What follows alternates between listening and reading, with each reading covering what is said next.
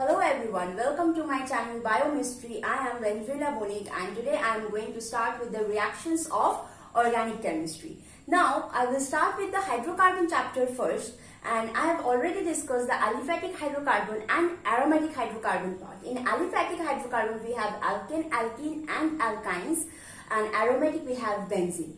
So for doing or learning the reactions or the preparation, how one hydrocarbon is coming, or from that hydrocarbon what are the products that we are getting, first we have to see a sequence, like the way the alkene is prepared. For example, what I am trying to say is that you have to first see what is the first chapter on the reactions of organic chemistry, that is alkanes. Next you have alkenes. Next we have alkynes, benzene, alkyl halides, and you have, alkyl halides, you have haloarenes as well. Then you have alcohols and phenols. You have carboxylic acid and its derivatives. Derivatives as in the esters, like the oil halides compound, like acid chlorides compound. Next we have nitrogen containing compound, like that of amines, cyanide, nitro. So when we are learning the reactions of alkenes, we have to see how we are getting alkenes from alkenes, how we are getting alkenes from alkynes, how we are getting alkane from benzene how we are getting alkane from alkyl halides. So this way we have to see all the reactions in this way. So it is very easier to memorize or to grab the thing, to learn all the reaction with its conditions. So I will go like this, like from alkenes, how am I getting alkenes? On the other hand, how am I getting alkenes from alkenes? How am I getting alkynes from alkenes? How am I getting benzene from alkenes if I am getting? How am I getting alkyl halides from alkenes? So this is how, if this is the process to learn the reactions of organic chemistry, I think this will be very easier to know all the reactions that is required for conversion. So I will start with the first one, that is alkenes. Now alkane is a saturated hydrocarbon. So it is saturated hydrocarbons, right? The first, I'm doing the preparation now. So the first preparation will be from alkenes, if we can prepare alkane from alkene. So let's see. So if I take one alkene, now if I add hydrogen to it in presence of nickel at a certain temperature like 300 degrees Celsius, we will get ethane. So see, how am I getting alkene to alkane? Next, I have to see whether I can get alkanes from alkynes. Same, if I add hydrogen in presence of nickel, what is happening? One bond is cleaved and hydrogen is getting added, because these are unsaturated hydrocarbons, and unsaturated hydrocarbon undergoes addition reaction that we will see. So if one bond is broken, so this hydrogen is getting added. So we are getting alkene. Now if I add hydrogen again, I will get ethane. So in two steps I am getting alkane from alkyne. So I can write like directly, if I add 2H2, 2 moles of hydrogen in presence of nickel. Next I have to see if I am getting benzene, alkane from benzene. No. Alkyl halides?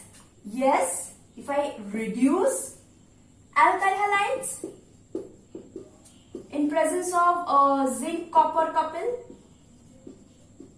alcohol, there are other reducing reducing agent. You have sodium amalgam alcohol. You can also add that. So this will give rise to, so this chlorine will go away because it is getting reduced. So this is reduction. Reduction means the elimination of the electronegative element. So this is the electronegative element that is getting eliminated. Hydrogen will be added in place of chlorine. So we get methane and HCl will be formed.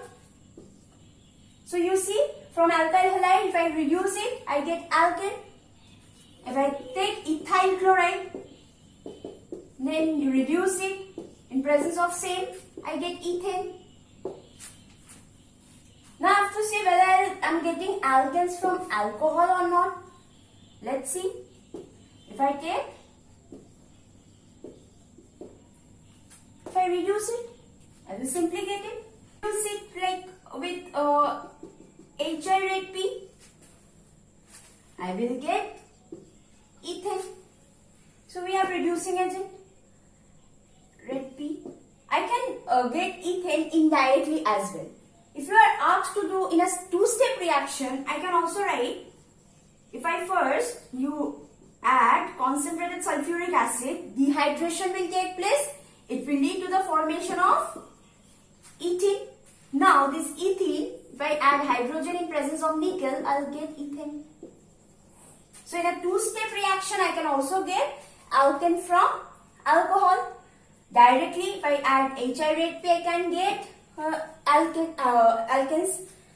Next, from aldehydes. This also I can get directly as well as indirectly. Indirectly how? If I reduce this to alcohol, then alcohol to HI-P, alkane, or in this way, I can directly add zinc, HCl. This is Clemmensen reaction. I will get zinc amalgam HCl. This is Clemmensen reduction of aldehyde to alkanes. So these are your carboxylic acid. From carboxylic acid, again if I reduce it to alcohol, I can get alkanes. Now, in all these reactions, the number of carbon atoms are same. So there is no step up or step down reaction. Now, if I want to increase one carbon atom, in that case, we have to use some other reactions. Like for example, methyl chloride, if I add sodium in presence of ether, we will get ethane. This is called Wurtz's reaction.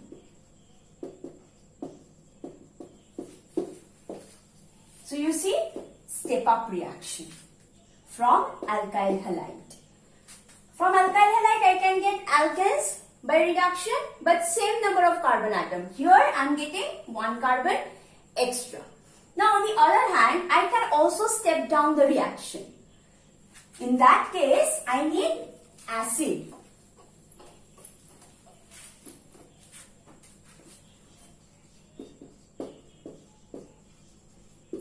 This one. Now, the name of this is sodium. This is an ester. So, since this is that R portion, so this is sodium 1,2 ethanoate. Now, to this, if I add soda lime, that means sodium hydroxide and calcium oxide. Now, what happens? This portion, this is a decarboxylation reaction. This portion is eliminated. So, you see, this carbon dioxide is eliminated in the form of sodium carbonate. So, sodium carbonate is formed, and at the same time, one carbon and this H, so it is forming methane. So, if this would have been another C, suppose 2 again, this is CH3. So, 3 carbon atom. So, we would have got ethane.